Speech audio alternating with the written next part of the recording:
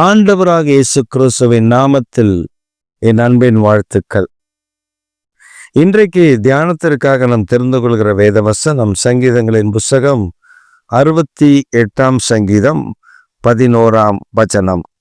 ஆண்டவர் வசனம் தந்தார், அதை பிரசித்தப்படுத்துகிறவர்களின் கூட்டம் மிகுதி. ஆண்டவர் வசனம் தந்தார், அதை பிரசித்தப்படுத்துகிறவர்களுடைய கூட்டம் மிகுதி. பிரியமான கர்த்தருடைய பிள்ளைகளே, தேவனாகிய கர்த்தர் நமக்கு வசனம் தந்தார், அதை பிரசித்தப்படுத்துகிறவருடைய கூட்டம் மிகுதி. தேவனுடைய வார்த்தையை அடக்கிக் கொள்ளுகிறது அல்ல, தேவனுடைய வார்த்தையை நாம் பிரசித்தப்படுத்துவது. இதைத்தான் ஆண்டவர் விரும்புகிறார். அப்ப நம்ம தேவனுக்காக இப்படிப்பட்ட காரியங்களை செய்கிறவர்களாய் இருந்தால் நம்முடைய வாழ்க்கை மேன்மையும் மகிமையும் நிறைந்ததாக காணப்படும். நம்ம இப்ப ஆண்டவர் வசனம் தந்தார், அதை பிரசித்தப்படுத்துகிறவருடைய கூட்டம் மிகுதி என்று நாம் வாசிக்கிறோமே. ஆராதனைக்கு போகிறோம்.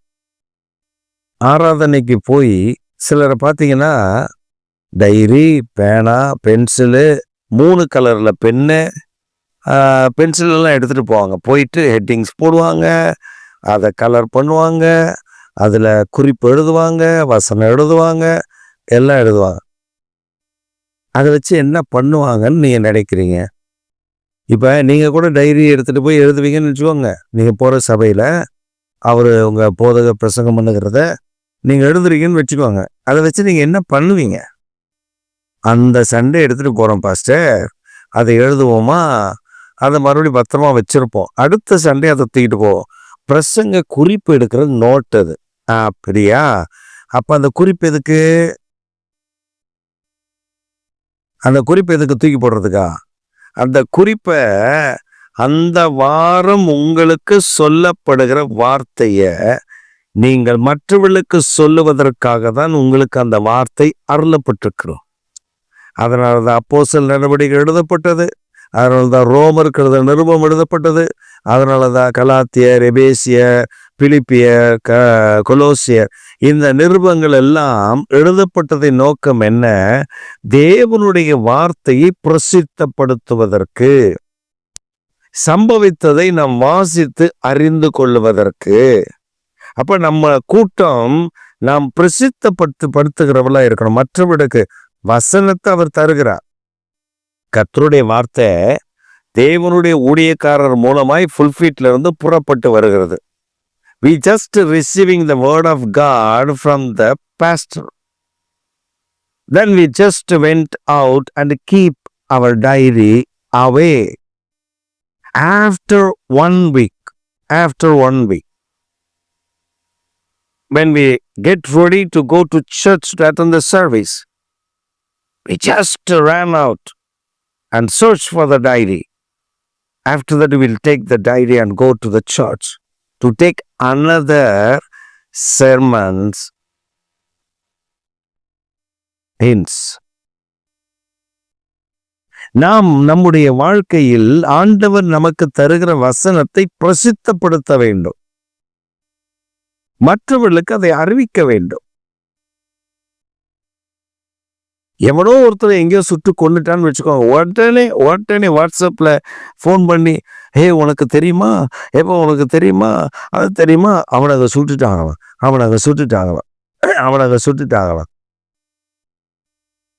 அவன் செத்து போனா, அவன் அடக்கம் பண்ணாச்சு, எல்லாம் முடிஞ்சது. ஆனா கர்த்தருடைய ஜீவனுள்ள வார்த்தையை கேட்டுட்டு வீட்டில் போய் அப்படியே அமைதியா மதியானம் வீட்டுக்கு போகும்போதே என்ன சாப்பாடுன்னே போற வழியில சோறாக்குறதும் கிடையாது. எங்கேயாவது கடையில் ஏதாவது வித்தா வாங்கி எடுத்துட்டு போய் உட்காந்து நல்லா சாப்பிட்டுட்டு, ஆண்டவர் நித்திரை தந்தான், நீதிமானுக்கு நல்ல நித்திரையை தருகிறான்னு கையை காலை நீட்டி போட்டு படுத்து தூங்கிட்டு, அப்புறமா போர் அடிச்சதுன்னா வெளியில எங்கேயா போறது, இல்லைன்னா நல்ல வீட்டுக்குள்ளேயே ரெஸ்ட் எடுக்கிறது. இன்னைக்கு சண்டே இல்லை, ஓய்வு நாள். சண்டே ஓய்வு நாள்னு பைபிள்ல இல்லை. சண்டே வாரத்தின் முதலாம் நாள். வாரத்தின் முதலாம் நாள் என்ன இருக்கு? உயிர்த்தெழுந்த ஞாயிறு.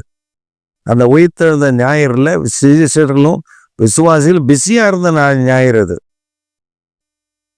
பெந்தெகோஸ்தே நாள் வந்த பொழுது அந்த இடத்துலையும் கர்த்தருடைய ஆவியானவர் ஊற்றப்பட்ட பிஸி ஆயிட்டாங்க.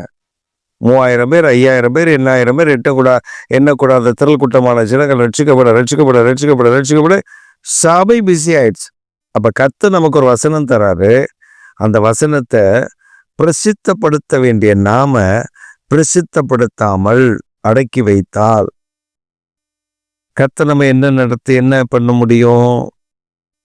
ஆண்டவரின் ஆசீர்வதிக்கல, ஆண்டவரின் உயர்த்தல, ஆண்டவரின் மேன்மைப்படுத்தல, ஆண்டவரின் வாழ்க்கையில அதை செய்யல, இதை செய்யல. ஏன் செய்யல? நீ என்ன அவருக்கு செஞ்ச? தசமபாகம் போட்டேன், காணிக்க போட்டேன். சரி, நீ தசமபாகம் போட்ட உடனே நீ போட்ட 100 ரூபாய்க்கு ஆண்டவர் 10,000 ரூபாய் கொடுப்பாரா? நம்ம ஆட்கள் இதுல வேற இப்ப சில உபதேசங்கள் வேற. நீ நிறைய அள்ளி கொடு, ஆண்டவர் உனக்கு லாரில நிறைய கொண்டு வந்து கொட்டுவார். நீங்க நல்லா கவனிச்சிருக்கீங்களா? லாரியில குப்பை தான் வரும், பணம் வராது. இப்ப நீங்க குப்பை தொட்டியை வச்சிருக்கீங்க, ஆண்டவர்கிட்ட கொடுக்குற காசு, நான் தசமபாகம் கொடுத்துட்டேன், நான் காணிக்க கொடுத்துட்டேன், ஆண்டவர் எனக்கு பல மடங்கு உயர்த்தி தருவார். நான் மனதார கர்த்தருக்கு கொடுப்பதுன்னா அவருக்கு சுகந்த வாசனையா போகும். இப்படி நான் கணக்கு பண்ணி கொடுக்கறது, ஆண்டவர் அதை அங்கீகரிப்பதே இல்லை. நீங்க வேணா கவனிச்சு பாருங்க. வசனம் சொல்லுது, அவர் ஒரு சிற்றாலயத்தில், சினகாக்குன்னு சொல்லுவாங்க ஆங்கிலத்தில், சிற்றாலயத்தில், யூதர்களுடைய சிற்றாலயத்தில் இயேசு பிரசங்கிக்கிறார். அவர் பிரசங்கிக்க எழுப்பி நின்ற போது அங்கே அந்த பிரசங்கத்திற்கு முன்பு காணிக்கை எடுக்கிறார்கள். காணிக்கையை கொண்டு வந்து பெரும் பணக்காரர்கள் அப்படி போடுகிறார்கள். முடி போட்டு பணங்களை, வெள்ளி காசுகளை அப்படி வீசுகிறார்கள், உள்ள போடுறாங்க காணிக்கப்பட்டில. ஒரு விதவை தாய் வந்தால் 2 பணம் அவளிடத்தில் இருந்ததை போட்டு விட்டு அவள் போய்விட்டாள். When Jesus stood up to preach the word of God, இயேசு எழும்பி நின்று தேவனுடைய வார்த்தையை பிரசங்கிக்க அவர் முற்பட்ட பொழுது, he just started from that old lady. அந்த விதவை பெண், அந்த வயதான பெண்மணியின் இடத்திலிருந்து அவர் அந்த பிரசங்கத்தை ஆரம்பிக்கிறார். அவர் சொன்னார், நீங்கள் எல்லாம் உங்களுக்கு இருந்தவையிலிருந்து எடுத்து கொடுத்தீர்கள். நீங்கள் உங்களுக்கு இருந்தவைகளிலிருந்து எடுத்து கொடுத்தீர்கள், ஆனால் இவளோ தனக்கு உண்டானவைகளை கொடுத்தாள் என்று அந்த மகளை குறித்து சாட்சி கொடுத்தார். இந்த சாட்சி 2025 ஆண்டுகள் ஆகியும் இந்த சாட்சி பிரசித்தப்படுத்தப்பட்டு கொண்டே வருகிறது.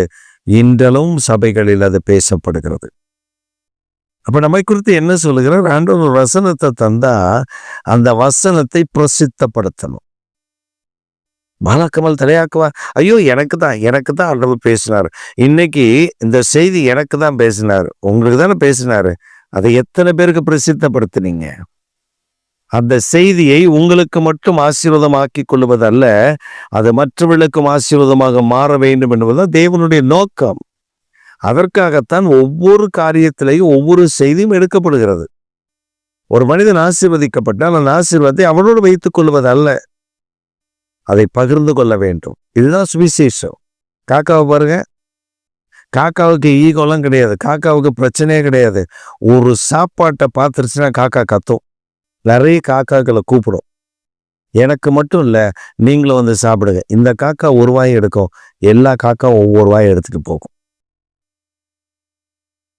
அந்த ஒரு பருக்கை இருக்கும் வரை காக்காக்கள் வந்து அது கத்தி கூப்பிட்டு மற்ற காக்காக்களை சாப்பிட வச்சுதான் அழகு பார்க்கும். இதான் சுவிசேஷம். இப்ப நீங்க பிச்சைக்காரனை பாருங்களேன், ஒரு பிச்சைக்காரனை பிச்சை எடுத்துட்டு இருப்பான், அவனுக்கு ஒரு இடத்துல காசு கிடைச்சிடும், அவனுக்கு ஒரு இடத்துல சாப்பாடு போடுவாங்க.